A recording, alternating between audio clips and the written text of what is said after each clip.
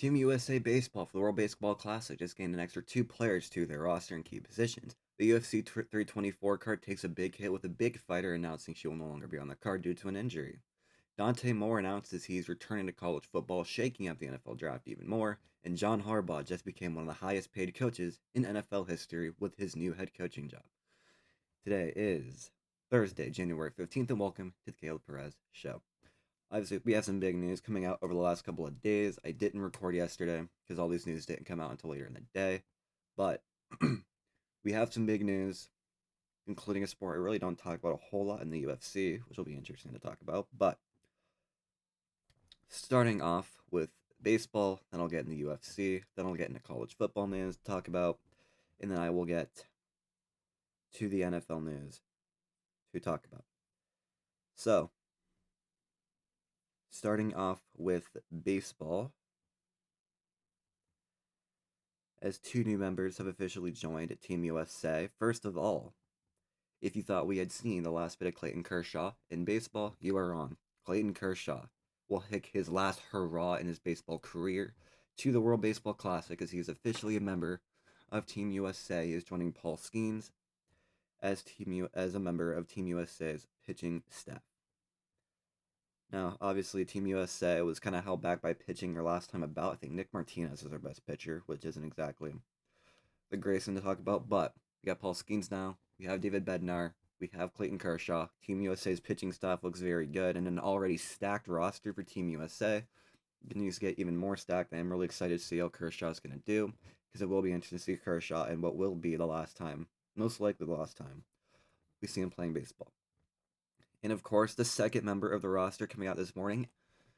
Guy came off a monster season last year for the Boston Red Sox, who just signed a mega contract with the Chicago Cubs.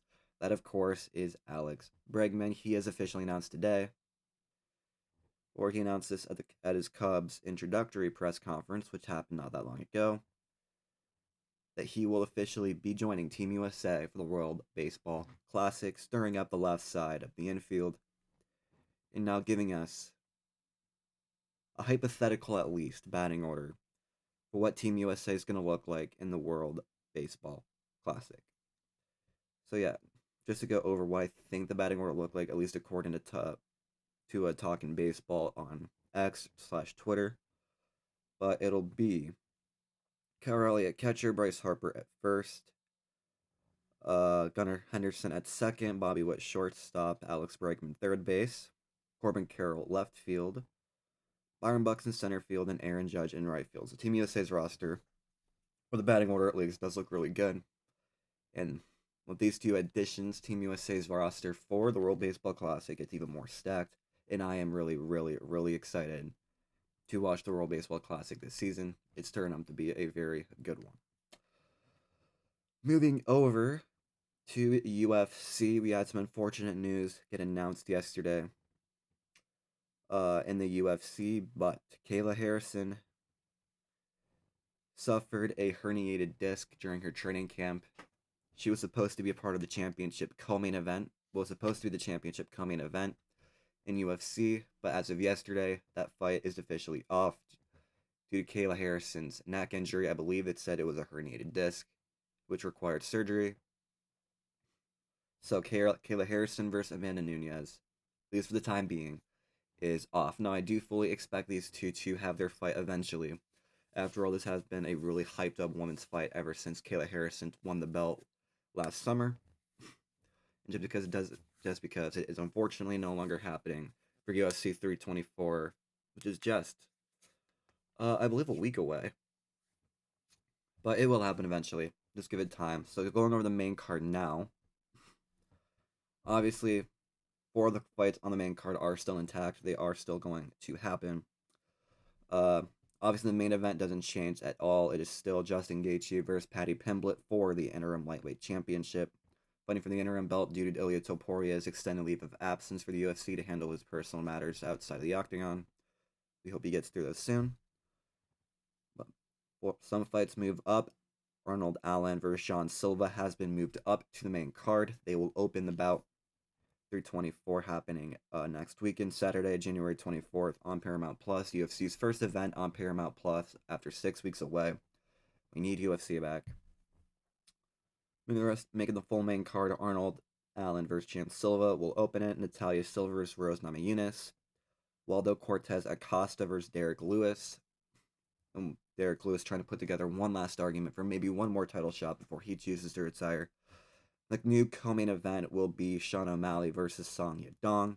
And of course, the main event is Justin Gaethje versus Paddy Pimblett.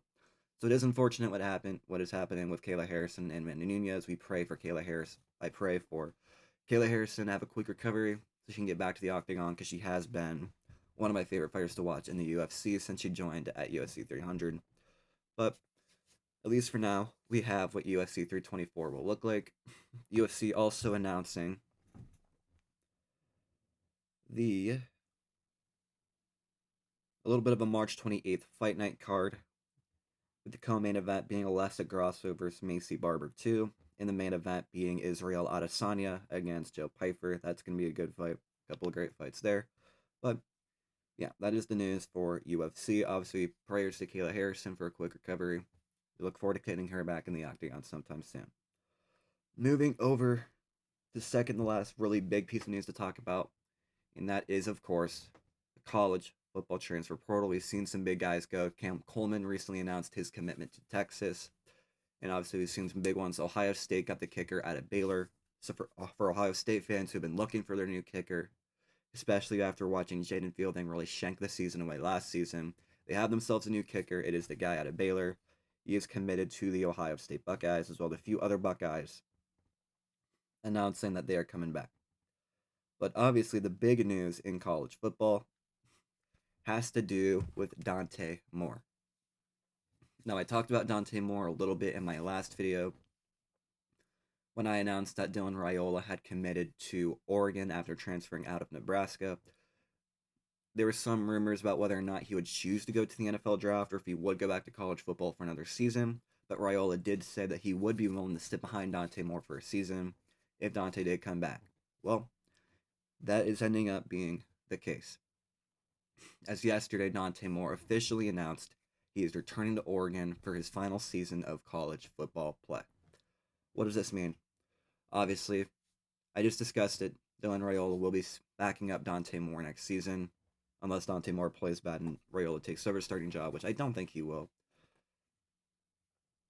Dante's a really solid quarterback. Obviously, he didn't bring his best game in either of the games against Indiana. But he's still a very solid quarterback. He's going to be one of the best starting QBs in college football next season. But obviously, the big thing is the NFL draft, because while this quarterback class started off the year on paper looking really good, throughout the year it slowly but surely just fell off.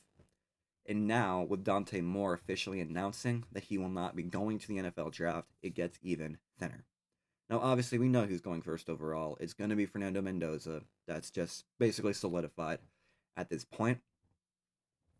The only questions now are who's going to get drafted after that.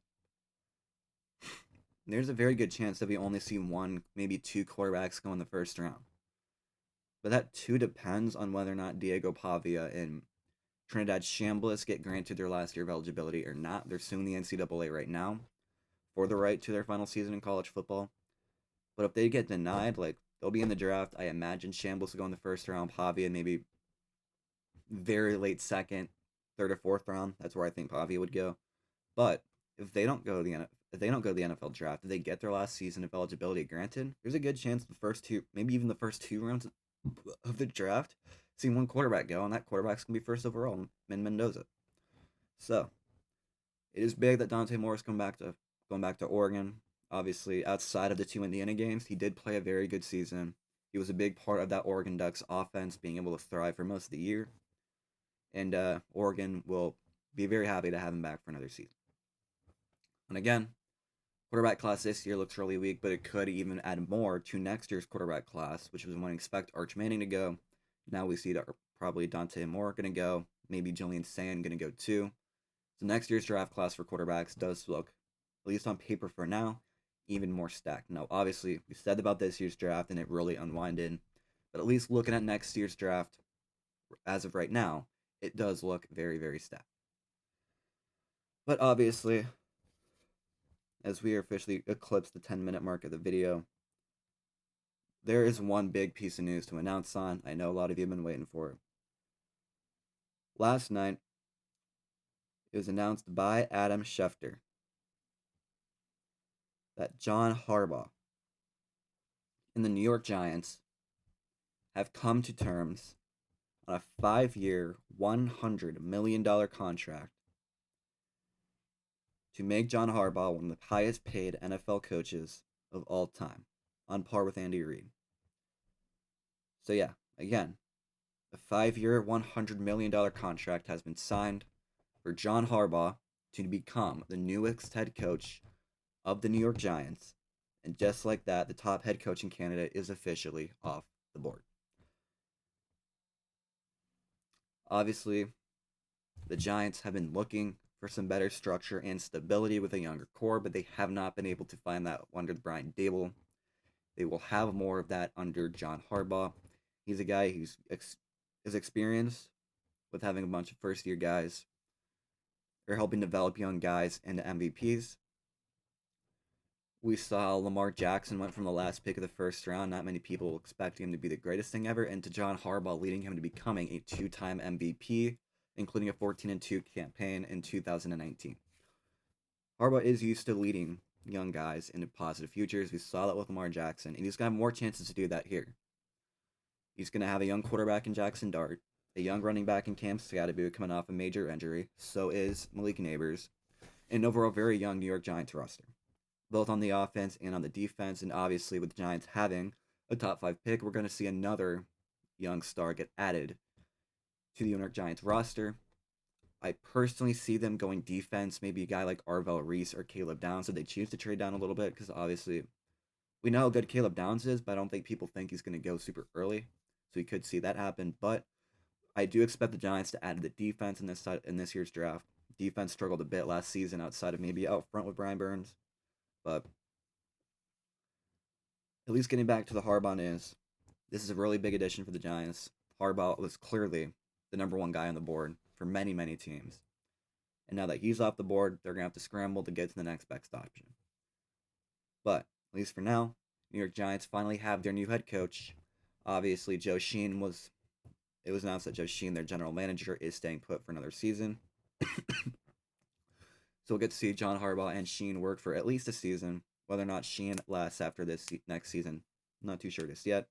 But as of now, they have their new head coach, John Harbaugh. So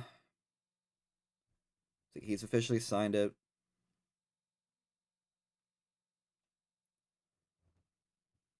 He's one of the highest paid coaches, averaging $20 million annually, on par with Andy Reid, and putting him in line for a huge payday after leaving the Ravens. But yeah, first big candidate is off the board. Obviously, we're still waiting for guys like Stefanski, guys like McDaniel, to see if they're gonna see where they're gonna go. At least some of the big guys in what's left in the coaching pool right now. Obviously, we're still waiting for a lot of teams to fulfill their head coaching role. The Browns are looking for their head coach. The Falcons are looking for a coach. The Dolphins, the Raiders. Yeah, there's still a lot of teams who need a head coach. And it'll be interesting to see where they go. I've been seeing Marcus Freeman's name coming up a lot more frequent now. I've seen his name at a bunch of places. Personally, I don't think Marcus Freeman's leaving Notre Dame, just as I also don't think that Kurt Cignetti is leaving Indiana. I know I'm seeing a lot of Steelers fans thinking that their next head coach is going to be Cignetti. Trust me, he ain't leaving Indiana. That's just not going to happen. I don't see Freeman leaving Notre Dame either. So I personally don't see a college coach moving up to the NFL level. Personally. But we still have a few weeks left in the NFL season. A few more weeks to see how everything's going to play out. And that's just before the Super Bowl. Once the Super Bowl is over, things are going to kick into overdrive. Obviously, we're just seeing the head coaches go right now. Free agency is just around the corner. But yeah, that is really all the news I had to talk about today. Episode's a bit shorter, but I will probably report more on these once more details come out.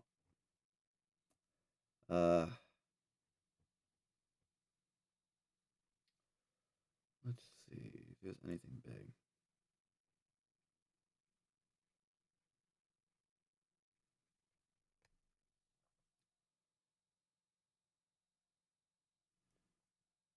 don't think there's any big news right now.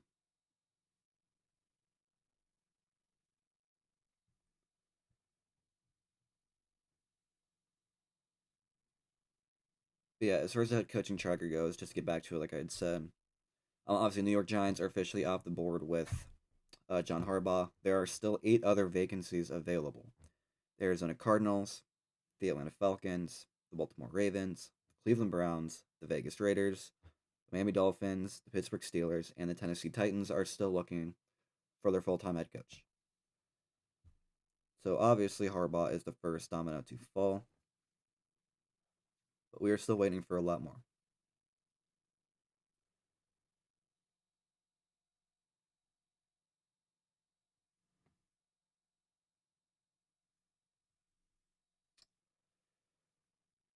But yeah.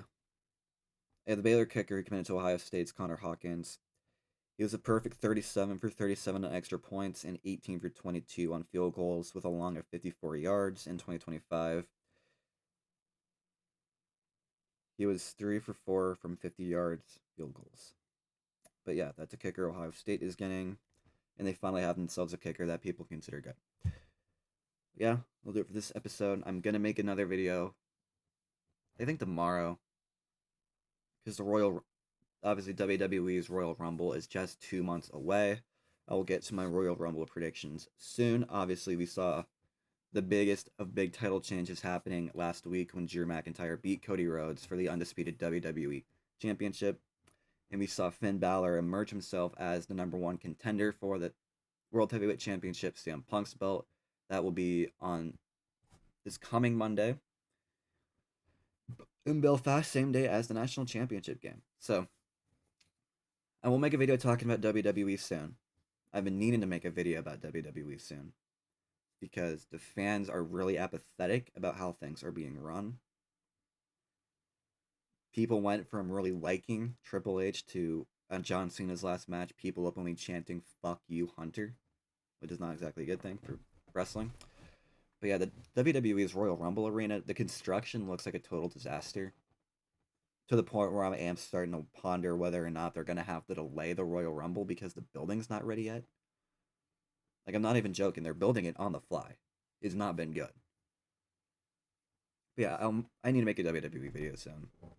As a fan of WWE, it's kind of chaotic what's happening right now. But that'll be in a future video. Tomorrow I will make my.